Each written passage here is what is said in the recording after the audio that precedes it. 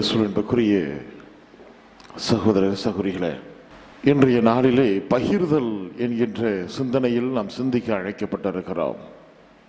எதை பகிர்ந்து கொள்வது, எப்படி பகிர்ந்து கொள்வது, யாருடன் பகிர்ந்து கொள்வது என்கின்ற சிந்தனையை நாம் ஒரு கேள்விகளாக எழுப்புகிற பொழுது பெரும்பாலான நேரத்தில் நம்முடைய உடைமைகளை பற்றித்தான் நாம் பகிர்ந்து கொள்ள வேண்டுமா என்கின்ற ஒரு கேள்வி நம்மிடத்தில் எழும். இருப்பதை இல்லாதவர்களோடு பகிர்ந்து கொள்ள வேண்டும் என்பதை இன்றைய நாளில் நமக்கு ஆண்டவர் வெளிப்படுத்துகிறார். எது ஒருவரிடத்தில் இல்லையோ அதை இருப்பவர்கள் பகிர்ந்து கொள்ள வேண்டும். விவிலிய போதகரும் திருக்குறள் போதகரும் எதேச்சையாக சந்தித்துக் கொண்டார்கள். அது ஒரு மதிய வேலை. அந்த நேரத்தில் திருக்குறள் போதகர் ஒரு மரத்தடியிலே அமர்ந்து உணவு சாப்பிட்டுக் கொண்டிருந்திருக்கிறார். அப்பொழுது அந்த வழியே வந்த விவிலிய போதகரிடத்திலே சாப்பிடுவதற்கு ஒன்றும் கிடையாது. திருக்குறள் போதகர் சாப்பிட்டுக் கொண்டிருப்பதை பார்க்கிற இந்த நபர் அவரிடத்திலே போய் எப்படி கேட்பது என்கின்ற ஒரு தயக்கம் இருந்தாலும் இவரிடத்தில் அதிகமாக பசி எடுக்க ஆரம்பித்தவுடன் எப்படி கேட்டால் அவர் கொடுப்பார் அப்படின்னு நினைச்சு பார்த்தான். சரி, திருக்குறளில் இருந்தே ஒரு வாசகத்தை சொன்னால் ஒருவேளை அதில் மயங்கி நமக்கு அவர் கொடுக்கலாம் என்று சொல்லி, உண்பது அமிழ்தமாகவே இருந்தாலும் அதை அடுத்தவர்களோடு பகிர்ந்து உண்டு வாழ்வது மிகச்சிறந்தது என்கின்ற பொருள் உடைய ஒரு திருக்குறளை அவரிடத்தில் எடுத்து சொன்னாராம். அதை கேட்டவுடனே திருக்குறள் போதகருக்கு புரிந்திருக்கிறது, இவர் உணவைத்தான் கேட்கிறார் என்று. உடனே அவர் சாப்பிட்டுக் கொண்டிருந்த உணவிலிருந்து ஒரு சிறிய அளவு மட்டும் எடுத்து அந்த விவிலிய போதகரிடத்தில் கொடுத்து சொல்லி இருக்கிறார். திணை அளவாயினும் அதை பனை அளவாக நினைத்து சாப்பிடு அப்படின்னு சொல்லப்பட்டிருக்கிறது. அப்படின்னு சரி, வேற வழி இல்லை, அதையே சாப்பிட்டு பேசாம போயிட்டு ஒரு குறிப்பிட்ட காலங்கள் கழிந்த பிறகு இதே போல விவிலிய போதகர் அமர்ந்து சாப்பிட்டுக் கொண்டிருந்திருக்கிறார். அந்த நேரத்தில் திருக்குறள் போதகர் வந்திருக்கிறார். சரி, அவருக்கு ஞாபகம் வந்திருக்கிறது, ஒரு முறை நாம் இவருக்கு உணவு கொடுத்திருக்கிறோம், எனவே இவரிடத்திலே சென்று நாம் கேட்டு பார்ப்போம். அவரை போலவே விவிலியத்திலிருந்து மேற்கோள் காட்டினால் ஒருவேளை அவள் புரிந்து கொண்டு நமக்கு உணவை கொடுக்கலாம் என்று சொல்லி திருக்குறள் போதகர் என்ன செய்திருக்கிறார், விவிலிய போதகரிடத்திலே போய், நான் பசியா இருந்தேன், எனக்கு உணவு கொடுத்தீரா அப்படின்னு. இப்ப விவிலிய போதகர் என்ன செய்திருப்பான்னு பாருங்க. என்ன செய்திருப்பார்? இவர் சொல்லிக்கிறாரு, பிறர் உடைமையை விரும்பாதிருப்பாயாக. அதாவது அடுத்தவர்களோடு நாம் பகிர வேண்டும் அப்படிங்கிற அந்த ஒரு மனப்பான்மை நம்மிடத்திலே இல்லை. நாம் பல நேரத்தில் நாம் என்ன எதிர்பார்க்கிறோம்? ஆண்டவர் அழகாக சொன்னார், நீ மற்றவரிடத்தில் நீ எதை எதிர்பார்க்கிறாயோ அதையே நீயும் செய், அவர்களுக்கு செய். நீ என்ன மற்றவரிடத்தில் எதிர்பார்க்கிறாயோ நீ அதை மற்றவர்களுக்கு நீ செய்ய வேண்டும். அப்பொழுதுதான் அதை பயனுள்ளதாக பலனுள்ளதாக அமைய முடியும். ஆனால் பல நேரத்தில் நாம் என்ன நினைத்துக் கொண்டு இருக்கிறோம், அடுத்தவர்களிடமிருந்து நாம் நிறைய எதிர்பார்ப்போம், ஆனால் நாம் எதுவுமே செய்ய மாட்டோம். நாம் எதுவுமே செய்ய மாட்டோம். இன்றைய நற்செய்தியிலே மிக அழகாக சொல்லப்பட்டிருக்கிறது. லூக்கா நற்செய்தியிலே 9ஆம் அதிகாரத்திலே வாசிக்க கேட்டோம். ஆண்டவர் இயேசுவை தேடி மக்கள் வந்திருக்கிறார்கள். ஏன்னா அவர் ஒவ்வொரு நாளும் தனிமையிலே தன்னுடைய சீடர்களை அழைத்து கொண்டு போய் தனிமையிலே ஜெபிப்பது வழக்கம். அப்படிப்பட்ட ஒரு சூழ்நிலையிலே அவர் ஒரு தனிமையான இடத்திற்கு செல்ல முற்படுகிற பொழுது அங்கே மக்கள் கூடி நின்று கொண்டிருக்கிறார்கள். மக்களை பார்த்தவுடனே ஆண்டவர் யோவான் நற்செய்தியிலே சொல்வதை போல, நானே நல்ல ஆயன், என் ஆடுகள் என் குரலுக்கு செவி கொடுக்கின்றன, அவற்றை நான் அறிவேன், அவையும் என்னை பின்தொடர்கின்றன. அப்ப ஆண்டவர் இயேசுவை பார்க்க வேண்டும், நோயிலிருந்து விடுதலை பெற வேண்டும், ஏதாவது ஆண்டவரிடத்திலிருந்து கிடைக்குமா என்கின்ற ஒரு எதிர்பார்ப்போடு மக்கள் அவரை சூழ்ந்து வந்து கொண்டிருக்கிறார்கள். அதை பார்த்தவுடனே இயேசு மனதுருகுகிறார், அவர்கள் மீது பரிவு கொள்கிறார். சரி, அவர்களுக்கு தேவையான உணவை, ஆன்ம உணவை முதலிலே நற்செய்தி உணவை அவர்களுக்கு கொடுப்பதை பார்க்கிறோம். நேரம் கடந்து கொண்டே இருக்கிறது. சீடர்களுக்கு இருப்பு கொள்ளவில்லை. ஏனால் அவர்கள் இருக்கக்கூடிய ஒரு இடம் ஒரு வனாந்தரமான ஒரு இடமாக இருக்கிறது. பக்கத்தில் கடாயெல்லாம் எதுவுமே கிடையாது. அப்போ அங்க இருக்கக்கூடிய மக்கள் சாப்பிடுவதற்கு என்ன செய்ய போகிறார்கள்? இவ்வளவு தூரம் இவர் போதித்துக் கொண்டிருக்கிறார். மக்களும் அமர்ந்து கேட்டுக் கொண்டிருக்கிறார்கள். நோய்வாய்ப்பட்டவர்கள் வந்து அவரை தொடுகிறார்கள், குணம் பெறுகிறார்கள். ஆறுதலுக்காக வந்திருக்கிறவர்கள் ஆறுதல் பெற்று செல்கிறார்கள். ஆனால் வந்திருக்கிற கூட்டம் அப்படியே இருந்து கொண்டிருக்கிறது. இதை பார்க்கிற சீடர்கள் அவரிடத்தில் போய் சொல்லுகிறார்கள், நேரமாகி கொண்டிருக்கிறது, மக்களை அனுப்பிவிடுங்கள். அப்ப ஆண்டவர் சொன்னார், நீங்களே அவர்களுக்கு உணவு கொடுங்கள். லூக்கா நற்செய்தியில வாசிக்கிறோம். இந்த 4 நற்செய்தியிலும் வரக்கூடிய ஒரே ஒரே உவமை என்று சொல்லுகிற பொழுது இந்த ஒரு அப்பம் பகிர்தல் உவமை தான் 4 நற்செய்தியிலுமே வந்திருக்கும். லூக்கா நற்செய்தியிலே சொல்லப்பட்டிருக்கிறது, மக்களும் உணவு கொண்டு வந்திருந்தார்கள் என்று சொல்லப்பட்டிருக்கிறது. அவர்களிடத்திலே 5 அப்பமும் 2 மீன்களும் இருந்தன என்று வேதம் சொல்லுகிறது லூக்கா நற்செய்தியிலே. யோவான் நற்செய்தியிலே 6ஆம் அதிகாரத்தில் வாசிங்க அப்படின்னு சொன்னா, ஆண்டவர் இயேசு ஒரு சீடரை அழைத்து கேட்பார். யார் அந்த சீடர்? பிலிப்பை அழைத்து அவர்களுக்கு உணவு கொடுக்க வேண்டும் என்று சொல்லி கேட்பார். அப்பொழுது அவர் சொல்லுவார், அவர்களிடத்தில் உணவில்லை, ஆனால் என்னவென்று சொல்லுகிறார், இங்கு இருக்கக்கூடிய ஒரு சிறுவனிடத்திலே 5 அப்பமும் 2 மீன்களும் இருக்கின்றன என்று சொல்லுவார். சரி, அது எதுவாக இருந்தாலும், ஆனால் இறுதியில் என்ன சொல்லப்படுகிறது? அங்கு இருக்கக்கூடியவர்கள் 5000 என்று சொல்வது 5000 ஆண்கள் மட்டுமே மக்கள் தொகையிலே. ஆனால் ஆண், பெண்கள், குழந்தைகள் என்று ஏராளமாக இருப்பார்கள்.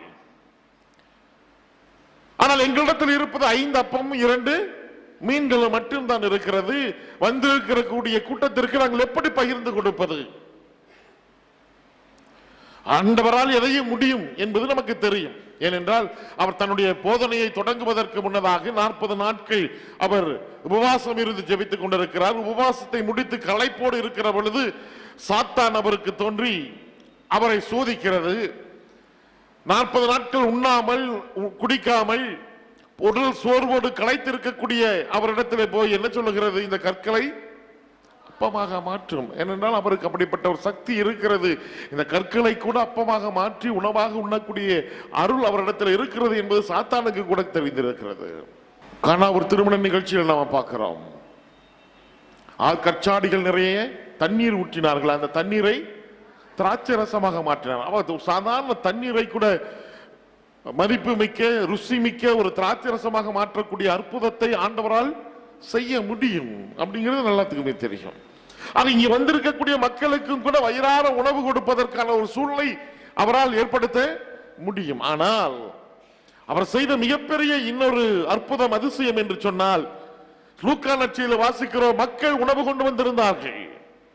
ஆனால் வந்திருக்கிறவர்கள் அந்த பொட்டலத்தை யாருமே பிரிக்கல.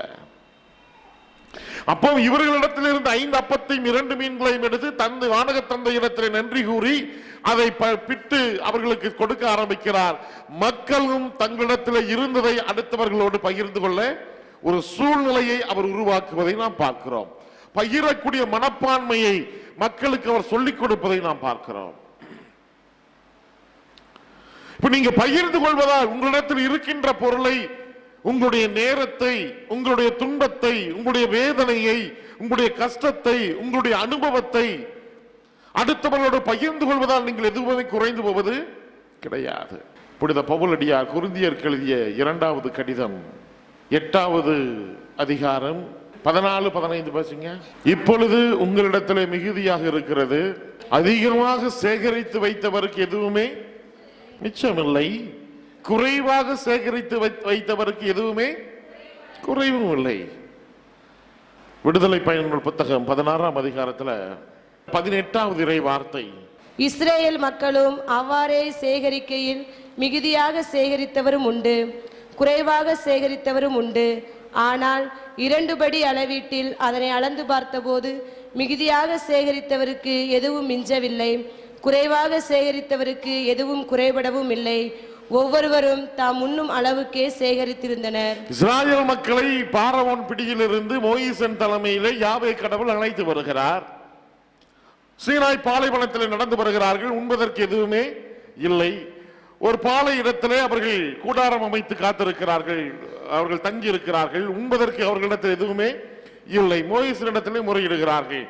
அப்ப மோயிசன் யாவே கடவுளிடத்தில் இந்த மாதிரி மக்கள் எல்லாம் பசியா இருக்கிறாங்க, உமக்கு எதிராக அவர்கள் முறையிடுகிறார்கள், அவர்கள் பசியை போக்குவதற்கு நீர் ஏதாவது செய்யணும் அப்படின்னு சொல்லி கேட்ட பொழுது யாவே கடவுள் என்ன செய்கிறார்? வானத்திலிருந்து மன்னாவை பொழிகிறார். மன்னாவை பொழிந்த பொழுது மோயிசன் அங்க இருக்கக்கூடிய மக்களிடத்தில் போய் சொல்லுகிறார், உங்களுடைய குடும்பத்தில் இருக்கக்கூடிய அங்கத்தினர்களுக்கு உறுப்பினர்களுக்கு ஏற்றபடி அங்க இருக்கக்கூடிய உணவை மன்னாவை நீங்கள் எடுத்துக்கொண்டு வாருங்கள். ஆனா என்ன ஒரு கண்டிஷன், யாரா இருந்தாலும் எதுக்கு எவ்வளவுக்கு மேல எடுக்கக்கூடாது? 2 படிக்கு மேல எடுக்கக்கூடாது. ஆனா நம்ம மக்கள் செஞ்சா சொல்லுவாங்க, அப்படியே 2 படிக்கு மேல எடுக்காதீங்க அப்படின்னா கேட்பாங்களா? இந்த குரங்கு பார்த்துருக்கிறீங்களா? குரங்கு பிடிக்கிறத பார்த்துருக்கிறீங்களா? ஒரு குரங்கு பிடிக்கணும் அப்படின்னு சொன்னா அந்த பாட்டில்ல நிலக்கடலை எல்லாம் நிறைய போட்டுட்டு, அது சின்ன பாட்டில், அதனுடைய அந்த ஹோல்ஸ் வந்து சின்னதா இருக்கும் இல்லையா? நிலக்கடலை போட்டுட்டு அந்த குரங்கு பிடிக்கணும் அப்படின்னு சொன்னா நீங்க அங்க வச்சுட்டு வந்தீங்கன்னா அந்த குரங்கு என்ன செய்யும் அப்படின்னா கையை உள்ள விடும். உள்ள விட்டுட்டு அங்க இருக்கிறது அப்படியே என்ன செய்யும், மொத்தமா கையில் எவ்வளவு பிடிக்க முடியுமோ அவ்வளவும் எடுக்கும். அப்படி எடுத்துட்டு அந்த ஓட்ட வழியை எடுக்க முடியுமா? முடியாது. ஒவ்வொன்றா சாப்பிட்டா பிடிக்கும், எடுக்கலாம். ஆனா இது மொத்தமா என்ன பண்ண பிடிச்சிக்கும், பிடிச்சிட்டு அது விடாது. ஆனா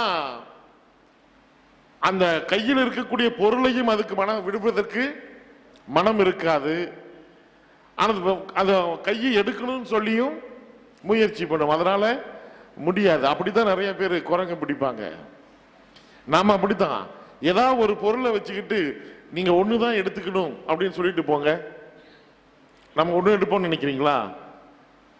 அப்பா அம்மா தாத்தா பாட்டி நாளைக்கு போறதுல இருந்து இருக்கிறது வரைக்கும் எல்லாத்துக்கும் தேவையானது மொத்தமா அள்ளிட்டு போயிட்டு இருப்போம் நம்ம.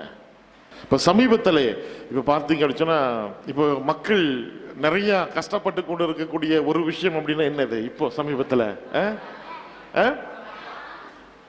பணம். இப்போ வந்துட்டு 2000 ரூபாய் நீங்க எடுத்துட்டு ஒரு கடையில போய் பொருள் வாங்கணும், உங்க கையில எவ்வளவு இருக்கிறது? நீங்க பொருள் வாங்குங்க பார்க்கலாம், மீதி சில்லறை கிடையாது, சில்லறை கிடையாது. இப்ப சமீபத்தில் பார்த்தீங்கன்னா இந்த மாதிரி பிரச்சனை வந்த பொழுது கேரளாவில் ஒரு தேவாலயத்தில், நம்முடைய தேவாலயத்தில் உண்டியலை அவர்கள் என்ன செய்திருக்கிறார்கள், மக்கள் அவர்களுடைய தேவைக்கு ஏற்ப அவர்களுக்கு அன்றைய நாளுக்கு எவ்வளவு தேவை வருகிறதோ தேவை ஏற்படுகிறதோ நீங்க வந்து என்ன செய்யுங்க, வந்து உங்களுக்கு தேவையான காசை எடுத்துக்கொண்டு போங்கள் என்று சொல்லி உண்டியலை திறந்து விட்டிருக்கிறார்கள். அப்பொழுது அங்க இருக்கிறவர்கள் அவர்களிடத்தில் பங்கு தந்தை இடத்துல கேட்டிருக்கிறார்கள், எல்லா மக்கள் எல்லாம் இப்படி வந்து எடுத்துட்டு போறாங்க, கொண்டு வந்து கொடுப்பாங்களா அப்படின்னு சொன்னா அவர் சொன்னது, இன்று இந்த மக்கள் உணவின்றி பசியோடு வாழ்ந்து கொண்டிருக்கிறார்கள்.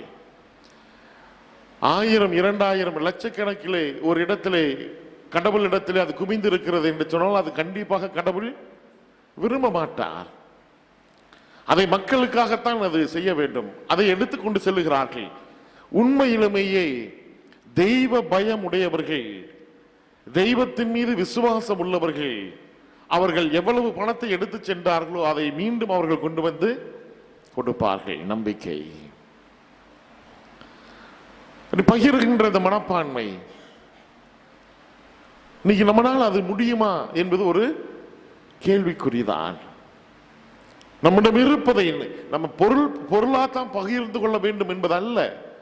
உன்னிடம் இருக்கக்கூடிய உன்னுடைய அனுபவத்தை உன் பிள்ளைகளுக்கு நீ பகிர்ந்து கொண்டிருக்கிறாயா? அடுத்தவர்களுக்கு நீ பகிர்ந்து கொண்டிருக்கிறாயா?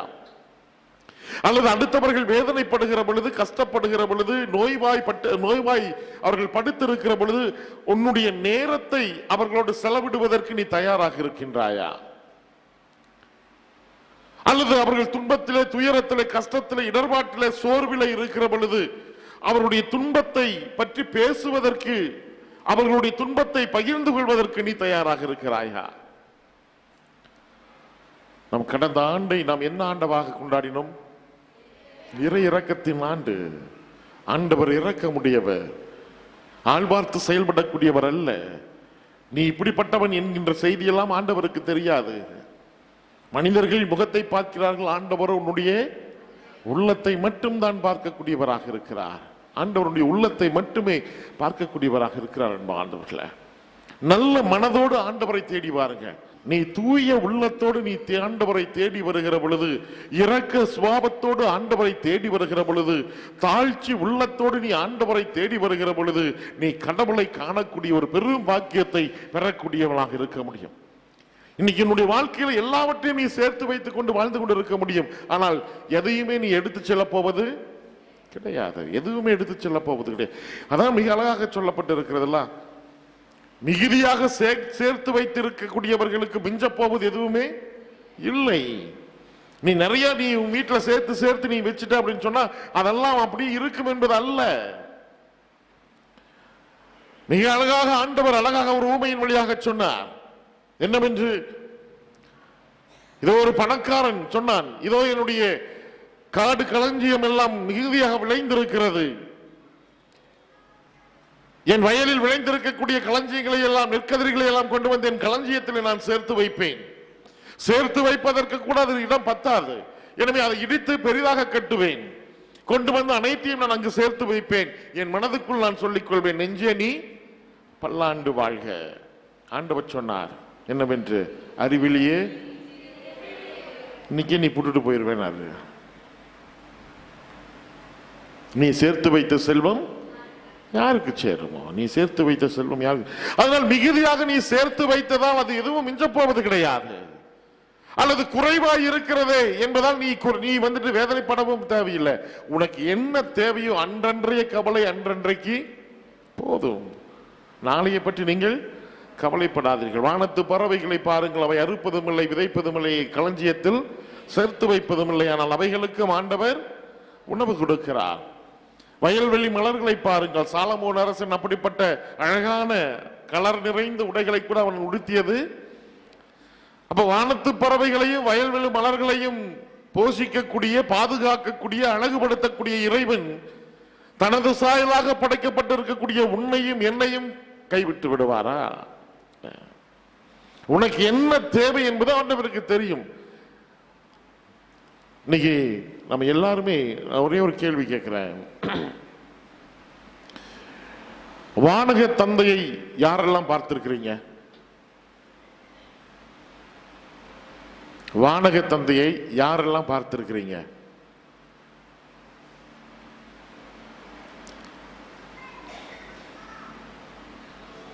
யாரும் பார்த்ததில்லை. சரி, யாருக்கெல்லாம் பார்க்க வேண்டும் என்கின்ற ஒரு ஆசை இருக்கிறது? வானக தந்தையை யாருக்கெல்லாம் பார்க்க வேண்டும் என்ற ஆசை இருக்கிறது? அதுவும் இல்லையா? நாசமா போச்சு போங்க. யாருக்கு சிஸ்டர்களுக்கும் கூட ஆசை இல்லையா வானக தந்தையை பார்க்கணும்னு சொல்லி? யாருக்கெல்லாம் கொஞ்சம் கை தூக்குங்க பார்க்கலாம். யாருக்கெல்லாம் வானக தந்தையை பார்க்க வேண்டும் என்ற ஆசை இருக்கிறது? அப்பவும் சில பேர்த்துக்கு நரகம் போவோங்கிற ஒரு விரோதம் இருக்கிறாங்க போல இருக்குது. ஓகே, இன்னைக்கு நீங்க வானக தந்தையை பார்ப்பீங்க. இன்னைக்கு கண்டிப்பா பார்ப்பீங்க. ஆண்டவர் இயேசு சொன்னார், என்னை கண்டவன் என்னை கண்டவன் என் தந்தையை. சரி, திருப்பலியை நாம் பங்கெடுக்கிறோம் இல்லையா? எடுக்கிறோமா இல்லையா? எடுக்கிறோம். திவ்ய நற்கருணை திருவிருந்தில் பங்கெடுக்கிறோமா இல்லையா?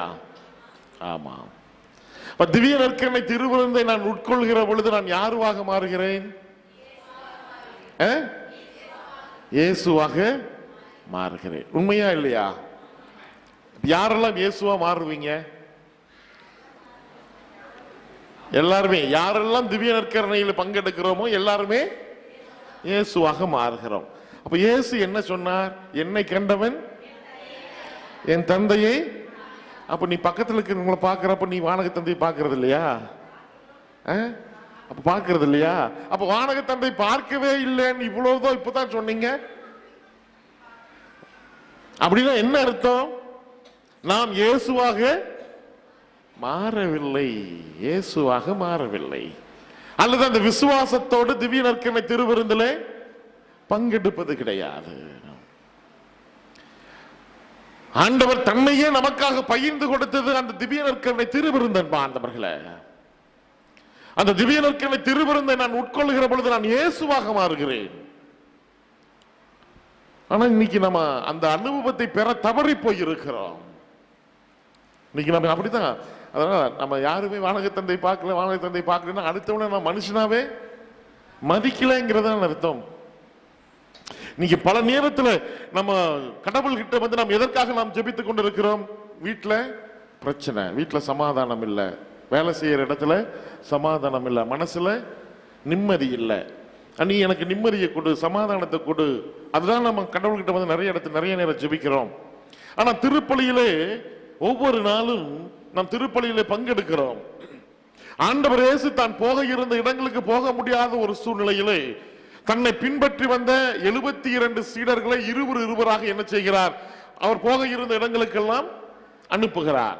அனுப்புகிற பொழுது என்ன ஒரு பதில், என்ன ஒரு அறிவுரையை சொல்லி அனுப்புகிறார்? எந்த வீட்டிற்கு சென்றாலும் சமாதானம் என்று சொல்லுங்கள். சமாதானத்திற்குரியவர்கள் அங்கு இருந்தால் நீங்கள் தரக்கூடிய சமாதானம் அவர்களோடு தங்கும். இதை சொல்லி அனுப்புறார் இல்லையா? உண்மையா? உண்மை. திருப்பலியில பங்கெடுக்கிறீங்களா இல்லையா? பங்கெடுக்கிறோம். ஆண்டவர் உங்களோடு இருப்பாராக ஃபாதர் சொன்ன என்ன செய்யறோம்? ஒருவருக்கு ஒருவர் சமாதானத்தை அறிவித்துக் கொள்ளுங்கள் சொல்றாரா இல்லையா? சொல்றாரு. அப்போ நாம் என்ன செய்யறோம்? யாருக்கு சொல்லிட்டு இருக்கிறோம்? மூஞ்சி பார்த்து போற சொல்லியிருக்கிறோமா? சிரிச்சு சொல்லியிருக்கிறோமா? இலக்காரமா சிரிச்சுட்டு சொல்லியிருப்போம். டெய்லி சிரிச்சுட்டு சொல்றீங்க. பக்கத்துல ஜன்னல் இருந்தாலும் சிரிச்சுக்கிட்டே சொல்லுவோம், கதவு இருந்தாலும் சிரிச்சுக்கிட்டே சொல்லுவோம், செவுரு இருந்தாலும் சிரிச்சுக்கிட்டே சொல்லுவோம். அப்போ நீங்க ஒருவருக்கு ஒருவர் பகிர்ந்து கொள்ளக்கூடிய சமாதானம் அப்படின்னா மறுபடியும் ஆண்டவரிடத்துல எதுக்காக நாம் ஜெபித்துக் கொண்டிருக்கிறோம்? சமாதானத்துக்காக, மன நிம்மதிக்காக, பிரச்சனை மாற வேண்டும். அப்படின்னா என்ன அர்த்தம்? சமாதானத்திற்குரிய வாழ்க்கையை நான் வாழவில்லை.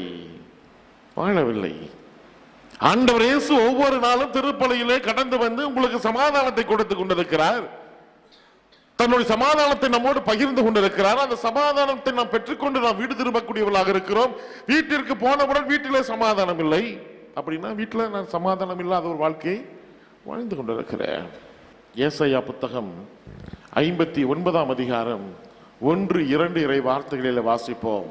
மீட்க இயலாதவாறு உன்னை மீட்க முடியாதபடி கடவுளுடைய கரங்கள் குறுகி போய் விடவில்லை. அதாவது பழைய மொழிபெயர்ப்புல பாத்தீங்க அப்படின்னு சொன்னா உன்னை ஆசீர்வதிக்க முடியாதபடி ஆண்டவருடைய கரங்கள் குறுகி போய் விடவில்லை. இரண்டாவது, கேட்க முடியாதவாறு உன்னுடைய ஜெபத்தை, உன்னுடைய வேண்டுதலையை, உன்னுடைய கஷ்டத்தை, உன்னுடைய கண்ணீரை, உன்னுடைய அழுகையை, உன்னுடைய நோயை, உன்னுடைய வழியை கேட்க முடியாதபடி ஆண்டவருடைய காதுகள் மந்தமாகி விடவில்லை.